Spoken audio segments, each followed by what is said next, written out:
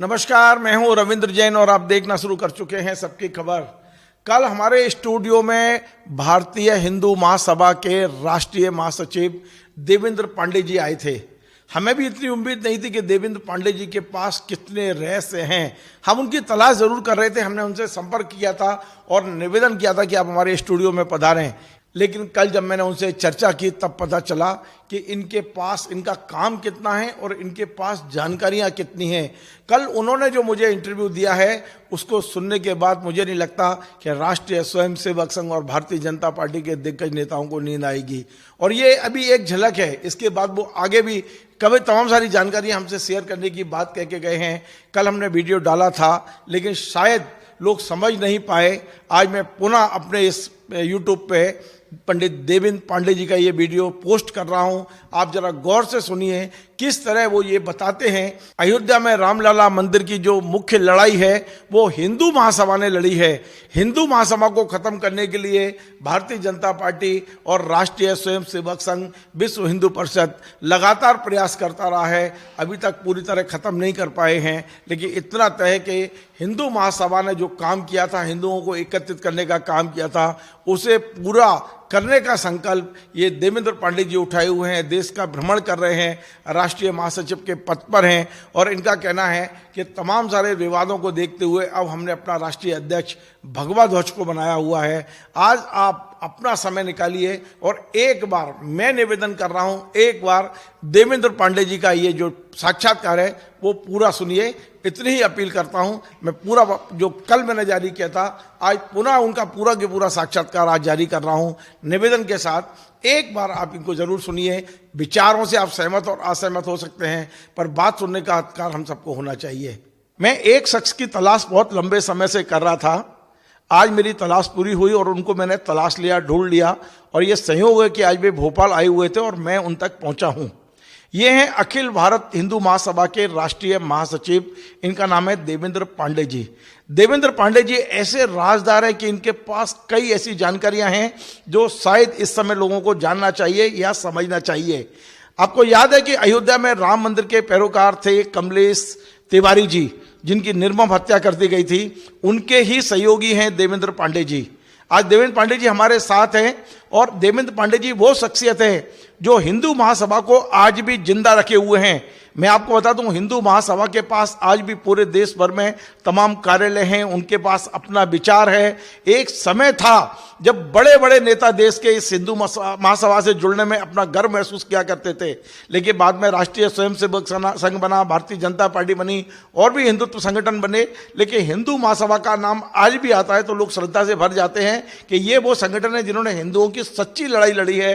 आपका बहुत बहुत स्वागत है देवेंद्र पांडे जी। देवेंद्र जी, मैं बहुत दिन से आपको तलाश रहा था। आपके दिल में बड़े बड़े राज दफन हैं, तो मैं आज धीरे धीरे निकलवाऊंगा। सबसे पहली, अयोध्या में राम मंदिर बनकर तैयार हो गया है और मोदी जी 22 जनवरी को भव्य प्राण प्रतिष्ठा करने जा रहे हैं। कैसा लग रहा है? मंदिर बना ये खुशी की बात है, लेकिन दुख की बात है कि मोदी जैसा व्यक्ति उस मंदिर के शुभारंभ में जब वो जनता को समर्पित किया जा रहा है, उस व्यक्ति के हाथ से उसका शुभारंभ होना मुझे अच्छा नहीं लग रहा। मोदी जी तो देश के प्रधानमंत्री हैं और एक संदेश पूरे विश्व को जा रहा है कि उनके कार्यकाल में केस जीते, सरकार ने ये मंदिर बनाया, पूरे विश्व की जो 140 करोड़ लोगों की भावनाएं पूरी कर रहे हैं मोदी जी, और आप कह रहे हैं आपको अच्छा नहीं लग रहा? मुझे लगता है जब भारत गुलाम था, जब यहाँ अंग्रेजों का या मुगलों का शासन था, उस समय बहुत से देशभक्तों ने इस देश में जन्म लिया, तो उनके जन्म लेने से कहीं भी मुगलों का अभियान रुका नहीं। तो उसी तरीके से अखिल भारत हिंदू महासभा ने 1949 में पहली पिटीशन दायर की थी राम जन्मभूमि को लेकर। उस समय गोंडा जिला हुआ करता था, फैजाबाद जिला नहीं था। हमारे जिला अध्यक्ष हुआ करते थे गोपाल बिशारत जी। गोपाल बिशारत जी की पिटीशन के आधार पर ही हिंदुओं को पहली बार राम जन्मभूमि का जो मंदिर था उसके भीतर जाने की अनुमति मिली। हमने न्यायालय में मुकदमा जीता, फिर मुकदमा गया हाई कोर्ट में। हाई कोर्ट का जो फैसला हुआ, उस फैसले में राम जन्मभूमि का जो हिस्सा था वो अखिल भारत हिंदू महासभा को मिला। सुन्नी सेंटर वक्फ बोर्ड को राम चबूतरा और निर्मोही अखाड़ा को सीता रसोई मिली। हमारी इस बीच में मुलाकात हुई हासिम अंसारी से, जो सुन्नी सेंटर वक्फ बोर्ड की तरफ से लड़ रहा था। हमने उनसे बात किया, हमने कहा कि वहीं पर मंदिर, वहीं पर मस्जिद, ये मामला बहुत दिनों से चल रहा है, बड़े मुश्किल से फैसला हुआ है, इसका कोई समाधान खोजो। उन्होंने कहा कि भैया अगर यहाँ रामलला नहीं होते तो हमारे घर का भरण पोषण मुश्किल हो जाता है, क्योंकि मेरा बेटा ऑटो चलाता है। तो जब फैजाबाद में सवारी उतरती तो हमारा बेटा ऑटो में सवारी लेकर रामलला के यहाँ जाता है, तो मैं तो कृतज्ञ हूँ, क्योंकि ये मुकदमा सुन्नी सेंटर वक्फ बोर्ड की तरफ से लड़ रहा हूँ। तो पांडु जी एक काम करो, आप मुझे कहीं भी एक छोटा सा प्लाट 40 बाई 40, 40 बाई 50 का दे दो, और जो प्लाट मुझे मिला है 1.25 एकड़ में 1/4, तो वो मैं आपको लिख के न्यायालय में देने के लिए तैयार हूँ कि इसमें हिंदू महासभा मंदिर बनाए, और मेरा इसमें अब लड़ने का कोई औचित्य नहीं है। दूसरा कारण ये भी था कि सुप्रीम कोर्ट में पिटीशन करने के लिए जो पैसे लगने थे, वकील के खर्चे लगने थे, आवागमन के खर्चे लगने थे, 10,000 पेज का फैसला था। तो बोला इतना बड़ा ये आगे पिटीशन करने की हैसियत का व्यक्ति मैं नहीं हूँ। मुझे लगता है कि उस दिन जब हासिम अंसारी ने मुझसे ये बात कही तो मैं भारत का सबसे सौभाग्यशाली व्यक्ति था। न कोई शंकराचार्य उनके मुंह से ये बात कहला पाया, न कोई नेता कहलवा पाया। उस दिन मुझे बड़ा गर्व हुआ, लेकिन वो गर्व हमारा तीसरे दिन खत्म हो गया। एक हफ्ते बाद मुलाकात की बात निश्चित हुई। ये हुआ कि कोर्ट में हम लोग एक एफिडेविट बना के और न्यायालय में अपनी तरफ से वकील को खड़ा करके ये अपना हिस्सा आपको ट्रांसफर करेंगे।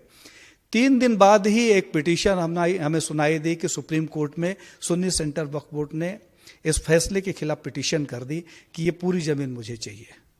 मुझे बड़ा आघात लगा, मैं भागता हुआ फिर गया हासिम अंसारी के पास। इस बार उस हासिम अंसारी का बिहेव बदला हुआ था, जो कल प्रसन्न हो रहा था रामलला के नाम से।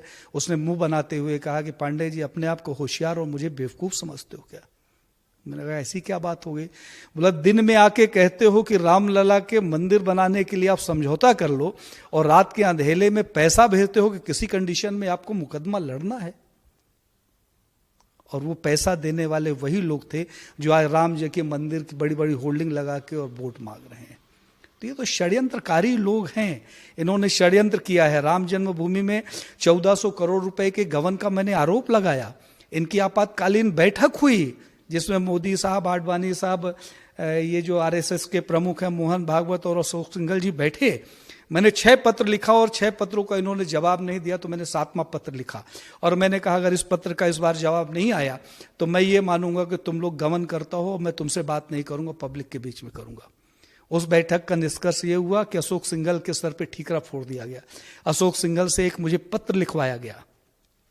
पत्र कहाँ जाता है? जहां का एड्रेस होता है। मैंने अगर आपको पत्र लिखा तो जो मेरे लेटर पैड में एड्रेस है वहां तो आप उसको रिप्लाई करोगे। तो साहब अशोक सिंघल जी ने मुझे पत्र लिखा और पत्र मेरे घर के एड्रेस पे ना आकर लखनऊ कार्यालय गया। कुछ दिन बाद कमलेश तिवारी को, चूंकि हमने वहां रखा हुआ था, तो कमलेश तिवारी ने वो पत्र बिना मुझसे पूछे मीडिया को दे दिया। तो मीडिया ने ये पूछना शुरू किया कि ये किस पत्र का जवाब है जो अशोक सिंघल ने दिया। तो अब कमलेश को लगा कि अब भाई साहब से बात करेंगे तो डांट खाएंगे। कमलेश ने बताया वही सब बड़ी गलती हो गई। हमने कहा क्या हुआ? बोलो वो आपके नाम से एक पत्र आया था, मैंने मीडिया को दे दिया। हमने कहा यार तुम अजीब आदमी हो, पूछ तो लेते। तो जब मैंने दोबारा ये बात कही मीडिया से कि अशोक सिंघल साहब ने मुझे कोई जवाब नहीं दिया, चूंकि वो पत्र मुझे डायरेक्ट प्राप्त नहीं हुआ, तो आपको जानकर आश्चर्य होगा कि वही पत्र, वही ड्राफ्टिंग 1 महीने बाद फिर अशोक सिंघल द्वारा मेरे घर के पते पे भेजा गया, जिसमें उन्होंने लिखा था कि 8.25 करोड़ रुपए ही मात्र चंदा हुआ और मैंने उसमें लिखा था कि 1400 करोड़ रुपए का गबन हुआ। तो उसके मेरे पास प्रमाण है। जब ये कहेंगे, मैं तो कहता हूं पूरे भारत की आरएसएस, जो छोटा कार्यकर्ता होता है उससे लेके और संघ प्रमुख तक, भारतीय जनता पार्टी का बाढ़ के कार्यकर्ता से लेके और राष्ट्रीय अध्यक्ष तक, विश्व हिंदू परिषद का छोटा सा कार्यकर्ता लेके और जो उसका प्रमुख हो पूरे भारत का, मेरे साथ बैठे और भारत का पूरा मीडिया बैठे और हमारे आरोप का वो खंडन करे और हम उसको प्रमाणित करने की क्षमता रखते हैं। लेकिन आपको नहीं लगता कि आपकी आवाज दब के रह गई है? क्योंकि इतने लोग उनके साथ जुड़ गए हैं, देश पूरा उनके साथ है, भावनाएं उनके साथ है। अब आप यदि कहते भी रहें कि राम मंदिर की असली लड़ाई लड़ने वाले आप हैं, तो भरोसा कौन करेगा? असल में राम मंदिर का क्रेडिट लेने की अगर बात होती तो हम लोग शायद अभी तक बहुत बवाल कर चुके होते। हम लोगों का लक्ष्य ही था कि वहां मंदिर बन जाए। रही मीडिया की बात, तो अभी तक भारतीय जनता पार्टी ने मीडिया को मीडिया हाउस बनाकर उसे व्यवसायीकरण कर दिया है। मेरा दुर्भाग्य ये था कि मुझे रविंद्र जैन जैसा व्यक्ति आज मिला जिसने मेरी खोज की, और लगता है कि आपकी खोज कितनी पूरी हुई मैं नहीं जानता, मेरी भी खोज पूरी हो गई कि मेरी भावनाएं, मेरी वो सत्यता जिसको हमने जिया है, हमने अपने साथी को खोया है। कमलेश तिवारी की हत्या इसलिए हो जाती है कि सुप्रीम कोर्ट का फैसला आना होता है राम जन्मभूमि में, और वो राम जन्मभूमि का पैरोकार होता है कमलेश तिवारी। उसकी हत्या करने वाला मोदी के प्रदेश से आता है और योगी के प्रदेश में जाके उसकी हत्या कर दी जाती है। और उस आदमी की हत्या जब होती है, उसकी सुरक्षा में जहां 18 से 24 गार्ड लगे होते हैं, उस दिन एक भी गार्ड नहीं होता। तो इसको अपन दुर्घटना कैसे कह सकते हैं? ये तो कमलेश तिवारी जी की हत्या का फायदा किसको हुआ? भारतीय जनता पार्टी को, इसलिए कि हमने उनको न्यायालय में ये संदेश ये देने की कोशिश की गई कि एक जो मुस्लिम संप्रदाय उनकी ओर से उसकी हत्या की गई है। नहीं, हत्या करने वाले तो मुस्लिम ही थे, इस बात पे संशय नहीं है, लेकिन हत्या करने में फायदा किसका हुआ महत्वपूर्ण ये है। भारत में हजारों मुस्लिम हमारे दुश्मन हैं, हमारे ऊपर 2 हमले हो चुके, लेकिन साहब हमारी हत्या से किसे फायदा हो रहा है महत्वपूर्ण ये है। अगर सरकार ने मुझे सिक्योरिटी दी है और मेरे चारों ओर सिक्योरिटी लगी हुई है, और जिस दिन मेरी हत्या होनी है उसके पहले मेरी सारी सुरक्षा हटा ली जाए, और मैं चिल्ला रहा हूं, एक दिन पहले का वीडियो है कमलेश का, मैं अभी दे दूंगा। मैंने सुना चिल्ला चिल्ला के वो आदमी कह रहा है कि मार दिया जाएगा। हाँ, मुझे मार दिया जाएगा। योगी को पत्राचार किया, योगी से बाद में उनकी पत्नी का और परिवार का भी मैंने सुना है कि ये सुनियोजित हत्याकांड है। सुनियोजित है, इसमें संशय नहीं है। इसकी जांच नहीं हुई। आज तक मैंने नहीं सुना कि किसी आदमी ने 10 का नोट चुराया हो और उसने अपने प्रमाण वहां भी दिए हो, जहां से नोट उठाया हो, जहां खर्चा किया हो वहां भी प्रमाण दे कि मैंने रविंद्र जी का 10 का नोट चुराया है। हत्यारे आते हैं, अपने घर की बगल के दुकान से मिठाई खरीदते हैं, मिठाई का बिल लेते हैं और झोले में डालते हैं। उसके बाद टिकट का रिजर्वेशन करते हैं, उसी झोले में टिकट भी डालते हैं। उसके बाद चाकू जिससे हत्या करते हैं, जो कुर्ता पहनते हैं, वो सारे सबूत ले आके, यहां तक कि अपना पैन कार्ड की कॉपी, उसकी हत्या करने के बाद होटल में सब व्यवस्थित रख के जाते हैं कि पुलिस परेशान ना हो, मेरे घर आ जाना, हत्या मैंने की। ये क्या है सब?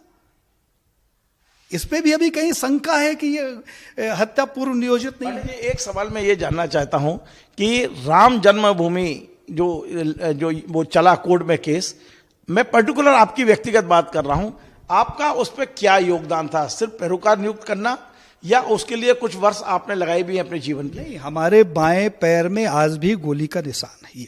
जब आंदोलन हुआ था, कौन सी, कब लगी है गोली आपको? मुलायम सिंह यादव से भारतीय जनता पार्टी का पैठ हुआ कि मैं हिंदुओं को लेके आता हूं, तुम उनको गोली मारना, तो मुसलमान तुम्हारी तरफ, हिंदू हमारी तरफ। उस आंदोलन का हिस्सा मैं भी था। ये 2 कार्यकर्ता जिनके गले पे कभी उन्होंने पट्टा डालकर विश्व हिंदू परिषद की फोटो खिंचाई थी कोठारी बंधु ने, भारतीय जनता पार्टी उनको प्रचारित करती है कि इन्होंने बलिदान दिया है। मेरे साथ खड़े हुए, मेरे पैर में जब गोली लगी तो 2 संत वहीं मर गए। आज भी वहां से कंकाल निकल रहे हैं नदियों से। आज भी हजारों घर में माताओं बहनें अपने पति का, भाई का और बेटे का इंतजार कर रही हैं। वो कहां चले गए? हजारों लोगों का नरसंहार हुआ। उस नरसंहार में मुलायम सिंह आपने अपने जीवन के कितने वर्ष वहां इस लड़ाई में दिए हैं, फिजिकली और कोर्ट में? मुझे लगता है कि मेरे जीवन का, जब से मैंने होश संभाला है, उस राम जन्मभूमि का जब आंदोलन चला था तब से लेकर निरंतर आज तक, चाहे कोर्ट की फीस इकट्ठा करने के लिए भीख मांगने की बात रही हो, चाहे कमलेश तिवारी को सुरक्षा प्रदान करवाने की बात रही हो, चाहे कमलेश तिवारी को जबरदस्ती ये कहने की बात रही हो कि नहीं पैरोकार तुझे होना है क्योंकि तू लखनऊ में रहते हो, मुकदमा यहाँ चल। पांडे जी, आपने इतनी मेहनत की राम जन्मभूमि आंदोलन को लेकर भी, उसकी भूमि को कोर्ट से बाहर निकालने को लेकर भी, सिर्फ आपकी गलती ये रही कि आप आरएसएस पे आरोप लगाते रहे, वरना आप भी चंपत राय की तरह वहां महासचिव बन के मंदिर का निर्माण करा रहे होते और वहां जमीनें खरीद रहे होते। जिस तरह का वहां चल रहा है सब कुछ, जो हम पढ़ते हैं कि वहां जमीनें किस तरह खरीदी गई हैं और जमीनों की खरीदी में कितना क्या खेल हुआ है, वो आपकी जानकारी में होगा शायद। बिल्कुल है साहब। इन्होंने 1400 करोड़ रुपए के चंदे की चोरी तो की। मैं तो इनको इसीलिए कहता हूं चंदा चोर, जिसने भगवान का चंदा चुरा लिया उससे गंदा व्यक्ति इस संसार में नहीं हो सकता। जमीन की खरीदी, इसके लिए केवल आरएसएस को जिम्मेदार मानते हैं? इसके लिए आरएसएस या विश्व हिंदू परिषद या भाजपा अकेले दोषी नहीं है। ये तीन की तिकड़ी है, तीनों की प्लानिंग बनती है, उसके बाद कार्रवाई करते हैं। अगर ये वोट मांगने में तीनों है, हिंदुत्व की बात करने में तीनों है, तो मैं कैसे मान लूं कि चोरी में तीनों शामिल नहीं है? मुझे लगता है ये तीनों का मिली भगत है और मिलकर ये प्लान करते हैं क्या करें। अच्छा, इन लोगों को तो ये पता है कि देवेंद्र पांडे जी की महत्वपूर्ण भूमिका रही है। अब जब 22 तारीख को रामलला अपने सिंहासन पर विराजमान होंगे तो आपको आमंत्रण आया कि नहीं आया? अभी जब राम जन्मभूमि का फैसला हुआ और न्यायालय ने अपने आदेश के हिसाब से, अब न्यायालय भी बेचारा क्या क्या, वो नहीं जानता कि कोई भी व्यक्ति 200 साल नहीं जीता। उसने फैसले में लिखा कि रामलला का जब मंदिर बन जाएगा तो उसमें गोपाल विशारद जी पुजारी होंगे। 1949 में जिस आदमी ने केस दायर किया उस समय उनकी उम्र 30-40 साल रही है, तो आज वो आदमी कहां से मिलेगा? तो ऐसा लिख के उन्होंने हिंदू महासभा के पार्ट को खत्म कर दिया, क्योंकि पहला मुकदमा वहां था। दूसरा, हमारे पक्ष में भारतीय जनता पार्टी के 10 से ज्यादा सांसदों ने, 20 से ज्यादा विधायकों ने और 2500 महापौरों ने पत्र लिखा कि देवेंद्र पांडे को राम जन्मभूमि का जो ट्रस्ट बन रहा है उस पर इनको लिया जाए। इसलिए नहीं लिया गया कि चोरी करने के जो अभी भविष्य में चांस हैं वो भी खत्म हो जाते हैं। ये जो अयोध्या है, हम थोड़ा सा अयोध्या से बाहर निकलते हैं और हिंदू महासभा पर आते हैं। मैंने सुना है कि हिंदू महासभा की देश भर में आज भी 10,000 करोड़ की प्रॉपर्टियां होंगी, तो इसके संगठन का विस्तार क्यों नहीं हो पा रहा है? इसका अध्यक्ष कौन है? आप राष्ट्रीय महासचिव हैं, तो आपको कितने अधिकार मिले हुए हैं? अभी पूरे देश भर में आपके संगठन का नेटवर्क क्या है? हमारे संगठन में लगभग 7.5 करोड़ कार्यकर्ता है। अगर अभाव है तो लीडर का अभाव जानबूझकर इसलिए पैदा किया गया कि जिस संगठन की 10,000 करोड़ की प्रॉपर्टी हो और उस प्रॉपर्टी का मालिक ना तो लोकसभा के अंदर बैठा, ना विधानसभा के अंदर, ना राज्यसभा के अंदर, तो जो वहां बैठे लोग हैं जो 5-5 लाख रुपए लेके किसी अधिकारी का ट्रांसफर करते हैं, अगर उन्हें 10,000 करोड़ रुपए की प्रॉपर्टी दिख रही तो कुछ भी कर सकते हैं। तो उन्होंने हिंदू महासभा को विवादित किया और उसको इतना ज्यादा विवादित कर दिया कि हिंदू महासभा एक तरीके से खत्म करने की स्थिति पे आ गई। तो हमने विगत दिनों एक राष्ट्रीय कार्यकारिणी की बैठक की। हमारे यहाँ चूंकि चुनाव की पद्धति से अध्यक्ष चुना जाता था, उसमें हमने सबको आमंत्रण भेजा और उसमें सर्वसम्मत के आधार पर भगवा ध्वज को हमने अपना राष्ट्रीय अध्यक्ष स्वीकार किया। 5 लोगों की कोर कमेटी बनी। 5 लोग किसी भी बड़े निर्णय के लिए उत्तरदायी होंगे, आपस में वो बैठकर संवाद करेंगे। 5 की जब सहमत होगी तो भगवा ध्वज को समर्पित वो आदेश पारित किया जाएगा और उसी को हम लोग मानते हैं। तो उन 5 लोगों में आपका नाम है? मैं हूँ। उनके 5 के नाम यदि आप बताना चाहें तो? 5 में एक है डॉक्टर सुनंदा दुबे जी, दूसरे हैं कमलेश दास जी जो इस समय तिरुपति बालाजी ट्रस्ट में उनको शामिल किया गया है। एक हैं BD पटनायक जी, ये उड़ीसा के रहने वाले हैं। सीताराम दिनेश चंद भोगले, ये महाराष्ट्र के रहने वाले हैं। इस तरीके से 5 लोगों की कमेटी है। पांडे जी, एक सवाल ऐसा पूछ रहा हूं जो शायद आपको असहज कर दे, लेकिन आप इसका जवाब देना चाहें तो दें और नहीं देना चाहें तो आप मना करते कि मैं जवाब नहीं देना चाहता। वो ये है कि हिंदू महासभा पर एक बहुत बड़ा दाग लगा है राष्ट्रपिता महात्मा गांधी की हत्या का, और ये कहा जाता है कि हिंदू महासभा के कार्यालय में ही गौड़ से ठहरे थे ग्वालियर में, वहीं से उनकी रिवॉल्वर की व्यवस्था हुई थी, वहीं से निकल के उन्होंने गांधी जी की हत्या की थी और उसी स्थान पे उन्हीं कार्यकर्ताओं ने कुछ दिनों पहले गोडसे का मंदिर बनाने की भी कोशिश की। आपको क्या जानकारी है? मुझे पूरी जानकारी है और दुख के साथ कह रहा हूं कि हम दूसरा गोडसे नहीं पैदा कर पाए। अगर इस राष्ट्र में हम एक आध गोडसे और पैदा कर देते तो आज जो भारत को हिंदुत्व के नाम पर लूटा जा रहा है, ठगा जा रहा है, गुमराह किया जा रहा है, देश को बेचा जा रहा है, धर्म के साथ खिलवाड़ हो रहा है, शायद नहीं होता। गोडसे हमारे आदर्श हैं। उनका जब नाम लेता हूं तो आंखों में पानी इसलिए आ जाता है कि उस जैसा दूसरा सपूत हम नहीं पैदा कर पाए। ये मेरा निकम्मापन है या मेरी कमी है। आज यदि गोडसे होते तो उनके निशाने पे कौन होता?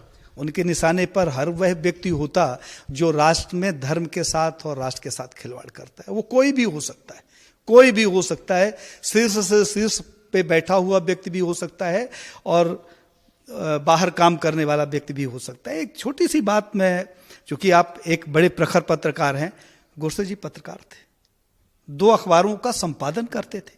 भारतीय जनता पार्टी, बड़े विद्वान थे वो। भारतीय जनता पार्टी ने सत्ता में पहुंचने के पहले हिंदुत्व का चेहरा कैसे बने पूरे राष्ट्र में आपने गोडसे जी की जयंती मनाई, और जब सरकार बन गई तो आपने बता दिया कि गोडसे जी हत्यारे थे, विक्षिप्त थे। किसकी हिम्मत थी ब्रिटिश गवर्नमेंट के खिलाफ उस समय हिंदुत्व और अग्रणी जैसा अखबार निकालने की, जो उस समय की लेखनी का सबसे प्रखर अखबार था। गोडसे जी वो विद्वान थे जिन्होंने गीता का मराठी में अनुवाद किया। गोडसे जी वो व्यक्ति हैं जिन्होंने उस समय एक प्राइवेट ट्रस्ट बना के अपने प्रेस को ट्रस्ट के हवाले कर दिया था। ऐसे व्यक्ति को इन स्वार्थियों ने बदनाम करने का यत्न किया। यही दुख है ना। अब हो सकता है कि अगर परिस्थितियां रही तो अगर दूसरा गोडसे नहीं पैदा कर पाया तो इस गलती को मानते हुए मैं भी गोडसे बच सकता हूं। लेकिन एक बहुत महत्वपूर्ण सवाल है कि हिंदू महासभा की विरासत पर आज राष्ट्रीय स्वयंसेवक संघ, विश्व हिंदू परिषद, बजरंग दल, भारतीय जनता पार्टी का पूरा कब्जा है। इसे किस रूप में देख रहे हैं? पूरा कब्जा उनका है। आज आप चले जाएं तो आपको लोग विक्षिप्त मानेंगे और उनको मानेंगे सारे उत्तराधिकारी वही हो गए हैं। साहब ये कह सकते हैं हिंदुओं की पूरी एजेंसी उन्हीं के पास है। उसका कारण ये है कि भारत में पत्रकारों ने अपनी पत्रकारिता छोड़ दी है, अपनी कलम की सैलरी लेने लगे हैं और कलम को गिरवी रख दिया है। उस कंडीशन में सत्यता कैसे निकलेगी?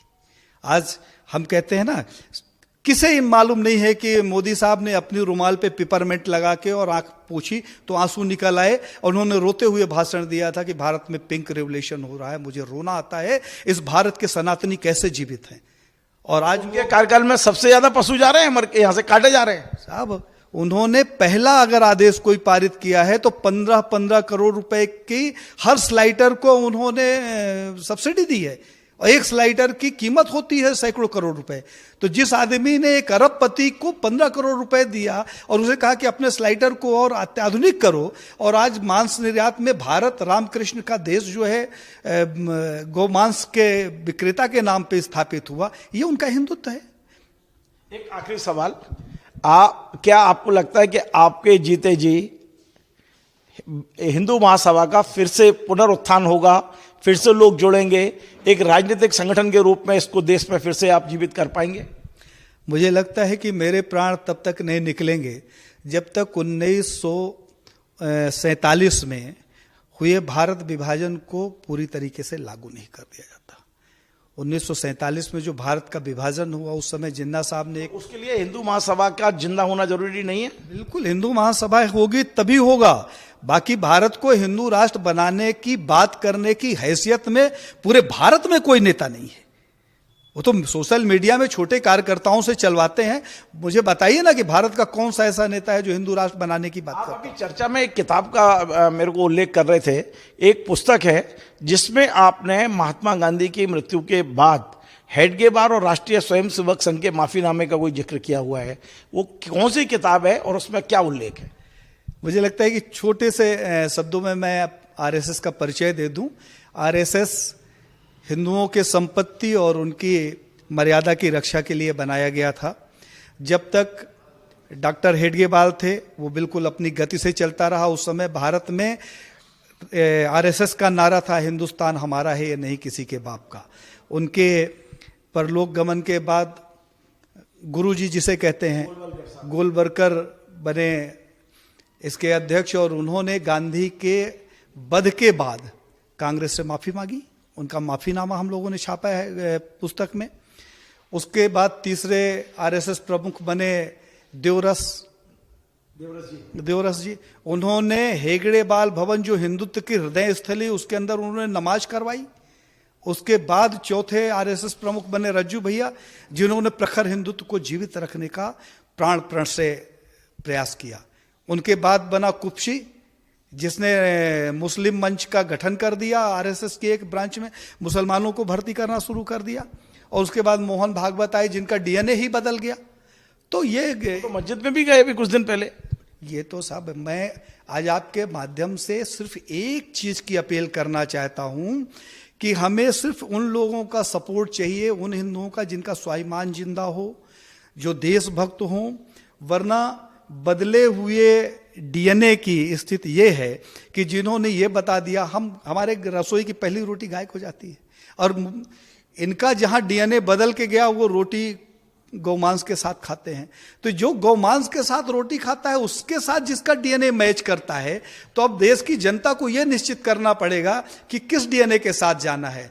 राम कृष्ण परशुराम के डीएनए के पास अगर रहना है तो हिंदू महासभा को स्वीकार करना पड़ेगा, वरना वहां की स्थिति तो स्पष्ट है। और मुझे नहीं लगता कि उन्होंने कभी हिंदुत्व की बात की है, वो एक छलावा था। मीडिया ने, अगर मोदी जी ने भगवा कपड़ा पहन लिया तो एक स्टैंड के तहत बना दिया जाता था कि आज मोदी का मूड जो है भगवा में है और हिंदू में है। ये एक मीडिया का मैनेजमेंट गेम है। उनके हृदय में कभी भी हिंदुत्व नहीं था और आज भी नहीं है, मुझे लगता है कल भी नहीं होगा। बहुत बहुत धन्यवाद। तो आप थे देवेंद्र पांडे जी, अखिल भारतीय हिंदू महासभा के राष्ट्रीय महासचिव। आपने सुना किस तरह की जानकारियां उनके पास हैं, और ये उन्होंने केवल एक झलक दिखाई है। ये बता रहे हैं कि इतने प्रमाण उनके पास हैं। 1400 करोड़ रुपए का ये चंदा गैंग बोल रहे हैं, ये आप समझिए किसको बोल रहे हैं। ये कह रहे हैं कि अयोध्या की लड़ाई, असली लड़ाई हमने लड़ी है। लोगों ने केवल पैसे के लिए वहां पर एक तरह से कब्जा कर लिया, पूरी लड़ाई को एक तरह से उन्होंने हाईजैक कर लिया, अपने बस में कर लिया है। और सबसे बड़ी बात जो उन्होंने कही है कि उनका बस चलता तो इन हालातों को सुधारने के लिए फिर से एक गौर से पैदा कर सकते थे, लेकिन एक गौर से नहीं मिल रहा है। आपको हमारा ये कार्यक्रम पसंद आया, आप इसे शेयर करें, लाइक करें, कमेंट करें, और आपसे बार बार निवेदन है हमारे चैनल को सब्सक्राइब अवश्य करें। धन्यवाद।